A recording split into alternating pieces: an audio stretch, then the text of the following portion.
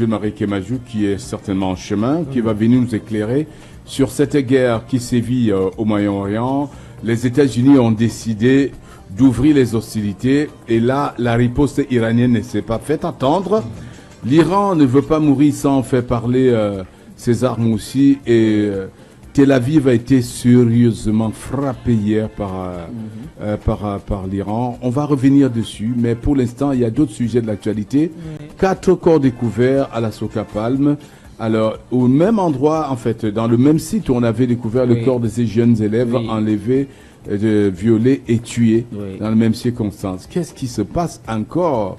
Est-ce que c'est toujours des crimes rituels ou alors c'est des pervers qui commettent des forfaits et finissent par se débarrasser du corps des victimes? C'était des hommes ou des femmes, les corps découverts? Bon, c'est vrai qu'on n'a pas eu de précision dans les éléments que nous a offert Epiphanie Guéop. C'est que juste que ce sont 4 corps, mais je pense qu'il ne serait pas superflu de creuser davantage. Tu as un souci, Jordan?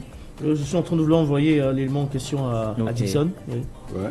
Et il faut dire quand même, ça commence à craindre sérieusement dans ce pays. Oui. On ne sait plus où mettre la tête parce que là, un coup c'était Ben Skinner qu'on tuait en série. Oui. Et avant les Ben Skinner, c'était une disparition des taximens. Oui.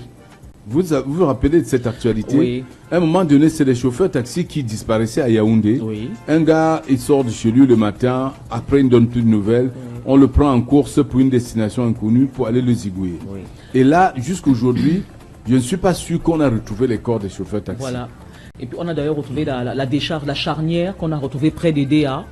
Je pense que ce sont les forces de l'ordre qui avaient démantelé une charnière près des DA sur un site abandonné, sur une sorte de chantier. On avait retrouvé des corps. Et j'ai envie de dire, le Raïs, que j'ai comme le sentiment que le mode opératoire est pratiquement le même. Est-ce qu'on a affaire à des tueurs en série? C'est-à-dire qu'on retrouve des corps qui sont quasiment mutilés.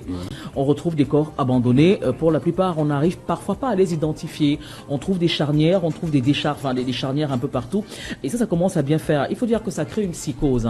Ça crée une psychose dont les populations sont sur les dents, sont en état d'alerte. Il faut faire attention. Il faut signaler la moindre disparition. Parce que lorsque vous avez passé 24-48 sans voir une personne qui était habituée à donner signe de vie, à faire signe de vie, il y a lieu de se poser des questions et de rechercher activement la personne. Voilà. Waouh. Parce que ça inquiète. Oui, c'est très inquiétant. Et vous allez voir que parmi ces personnes, les familles ont perdu espoir même. Et parfois, on pense que le gars a Boza. Oui. Finalement, on pense que peut-être il a Boza et il ne donne pas des nouvelles. Et voilà qu'on vient découvrir les corps en forêt. Voilà. Et ça peut aussi être des corps qu'on avait découverts près des DA. Il peut y avoir des corps des chauffeurs taxi disparus à Yaoundé. Parmi. Parce que le Ben Skinner nous avait dit comment faisaient ces bourreaux pour la pâtée. On vient dire, gars, nous on va à tel endroit, laisse-moi prendre ceci. Il arrive, il entre en brousse, il se fait happer comme ça et terminer. Il faut dire quand même que pour ce qui se passe à Kribi, c'est quand même déjà un peu trop. Parce que après, parlons même des 2 lycéennes, c'était pas la première affaire. Il y avait d'abord 2 autres avant l'affaire de cette lycéenne en 2025. Et puis maintenant cette affaire des lycéennes. Et aujourd'hui encore, 4 corps. Et parmi les 4 corps, effectivement, il y avait un homme dont on a pris sa moto. Donc lui, par contre, il s'est retrouvé en train d'être vidé par son sang. La moto a été emportée, c'est ce qu'il faudrait dire. Mais non, le plus important, c'est de voir, depuis que cette drame survient du côté du Kribi, qu'est-ce que cela met en exergue, qu'est-ce que cela met en jeu? Forcément l'insécurité. Mais non, quelles sont les dispositions prises déjà par les autorités gouvernementales de ce côté?